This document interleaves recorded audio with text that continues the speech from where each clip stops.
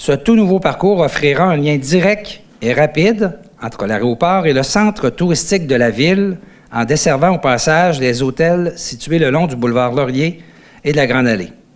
Le parcours s'arrêtera directement devant l'entrée principale de l'aéroport, à quelques pas du terminal de départ. En plus des hôtels et des lieux touristiques, le choix du tracé nous permet également de desservir plusieurs des grands générateurs de déplacement de Québec, pour qui un lien avec l'aéroport international peut s'avérer un atout précieux. Il fallait éviter qu'un tel parcours ne devienne une simple navette à l'aéroport. C'est pour cette raison qu'il y a eu un certain laps de temps entre les premières demandes en ce sens et l'annonce d'aujourd'hui. Quelques mois seront d'ailleurs encore nécessaires avant que le parcours 6 donne ses premiers tours de roue, puisque des analyses plus fines sur le tracé final, la fréquence et l'amplitude des horaires permettra notamment, reste à faire.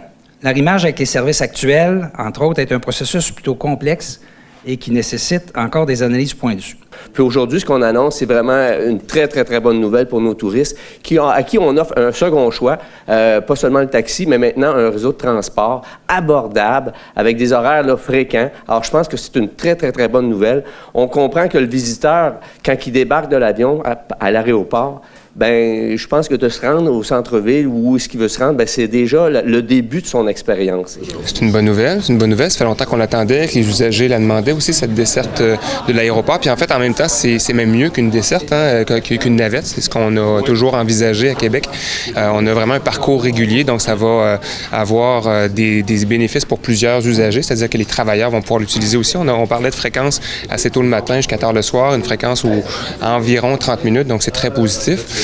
Puis d'autre part, c'est qu'on va traverser des secteurs qui sont actuellement pas très bien desservis en nord-sud, là, puis on ajoute de la fréquence aussi sur la Grande Allée. Donc, c'est des bénéfices pour beaucoup, beaucoup de gens.